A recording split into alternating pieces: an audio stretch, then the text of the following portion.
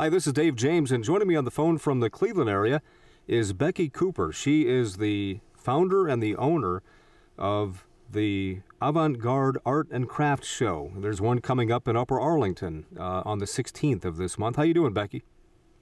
Good. Thanks for having me. Thanks for talking to us. I was reading the story about how you got all this started, and it's really pretty interesting. Tell me about how you have come to be the owner and founder of this unique brand of craft show.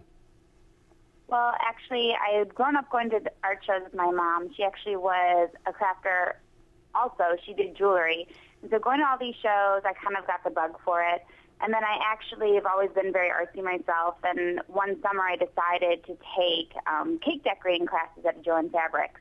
And I started doing these cakes, and then I actually started selling my craft over at shows. And while being at these shows, I'd look around and I'd see, there's definitely a distinct type of audience and type that goes to like an art and craft show. And I kind of wanted to expand upon, the art and craft show movement and to get people that might not typically go to these types of events, people that are close to my age. I was in my early 20s when I started doing these shows, and I wanted to kind of get more people to come out that might not necessarily be the art and craft show crowd, but kind of give it basically a facelift from your typical mom and pop art and craft show. And yeah, it does seem like it's sort of a niche interest, and just like anything else, it would have to change as the decades go by, I would think, to keep it interesting among the new people coming up. Yeah, absolutely. I mean, whenever I would ask my friends before this to go to art and craft shows with me, they would say, no, I don't really, it's not my thing.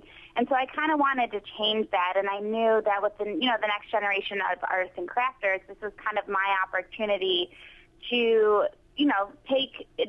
take control of this for, at least in my area, and be able to kind of find vendors of stuff that I would like to do. And it actually got to be such a successful venture that I was able to quit my day job and start putting these art and craft shows on full time and, doing, freelance projects for people on the side. So it's really been something that I call an accidental entrepreneurship. But it's been exciting because I'm able to work with artists in the community. Also, each of the shows supports a local charity, so I'm giving money back to the community in which the artists live, and it's kind of helping fuel the economy. And for those that might be wanting to pursue their own craft as a full-time job. So it's kind of exciting to see that kind of blossom in front of me as I'm working on each of these shows. Okay, and before we go any further, tell me about the one that's coming up in Upper Arlington. Yeah, so this will be the first one in Upper Arlington. We were previously in the Short North, but we've decided to move to Upper Arlington, and we'll be at St. Agatha's on February 16th from 11 a.m. to 5 p.m., and admission is free since this is our first show at the new location, and parking is free, and we'll have over 90 artists and crafters selling all their handmade items. Wow, that's great. And so these crafters, are they mostly from the Columbus area, or are they coming from farther away than that, or what?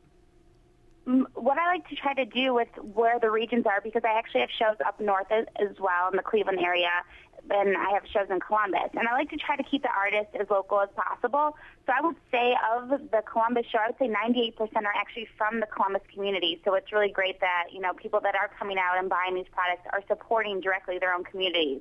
And the nonprofit that will be there is Hope Hollow, which is a great organization that provides lodging for those undergoing cancer treatment and their families so they are close to the hospital, but also in a comfortable setting. So it's all local, and that's kind of the theme here, shopping local, supporting local, and keeping the money local. Okay. And you have a website, avantgardeshows.com, that's pretty extensive. Is that how you're doing a lot of your recruiting, or what? Yeah, I actually have used social media. I mean, you hear about it all the time. I use Facebook, I use Twitter, I use my website. I go to shows and I list them on the internet, and it's kind of gone viral. We have a Facebook page I encourage you to check out. It's avantgardeshows.com, and we actually post on there pictures of vendors' work that is going to be at the show. So you get a kind of a sneak peek, and we also do post blog posts that are basically bios on each of the vendors, so you can see how they got into what they do, what their inspiration is, and actually see some of the products they're going to be selling on that Saturday. Okay. And I like one of the quotes that I've seen that you have said is that when you went to some of these arts and crafts shows in the past, you kept seeing the same types of pot holders, doilies, stockings, and that kind of thing. So what sorts of things set this apart? What kind of things will people see? Sure. I mean, there's all different types of things. I have people that have taken antique brooches and make them into beautiful necklaces. I've had vendors that take coins that are going to go to the melting pot and they repurpose them into jewelry. There's also people that make actually stained glass items from, recycled glass and fuse them into pendants or home decor. And actually, I also have another vendor that takes glasses that are previous wine bottles and molds them down so they're flat and makes them into cheese trays. So, I mean, there's literally something for everyone. There's different apparel. We have tie-dye. We have scarves. We have soy-based handmade candles, jewelry that's made from, vintage items that's upcycled into something new. So there's definitely going to be items there that you wouldn't see at your typical art and craft show. When somebody puts together something like that that's really unique, how do they figure out how to price something like that? Is it based on the amount of time put into it, the resources, or the uniqueness of it, or what? Yeah, what's nice is, we have a wide range of prices. And so some of the vendors, when they are able to use like those upcycled materials, like I have somebody uses driftwood that when a tree falls, the fire department calls him to come pick up a tree and he'll make a lamp out of it. So his cost is very low, so his prices reflect that. Same thing with you see the vintage items that people might get at thrift stores. And then we also have some higher end from like glass blowers. And it's going to depend basically on the materials and the time that somebody puts in them. But we know, we want you to be able to come out and shop. So we try to I tell each of my vendors, here's our audience. This is what we're going to want to promote. Here's what we're going to want to do. So, you want your prices to be competitive, but you also want it to reflect the quality of your products. Okay, and that's again coming up on Saturday, February 16th in Upper Arlington from 11 to 5. And you said 90 vendors, is that right? Yep, over 90 vendors will be there. Wow, and tell me about some of the other places that you have these, because you're doing them all year long in the Columbus and Cleveland area, right? Yeah, we actually have 2 shows in the Solon area, in Solon, Ohio, and that is in the summer, and that will be in the fall. We have Rocky River, our next show in Rocky River will be in March, and then we also have another one in the fall, and then we also have one in Akron in the spring and in the winter.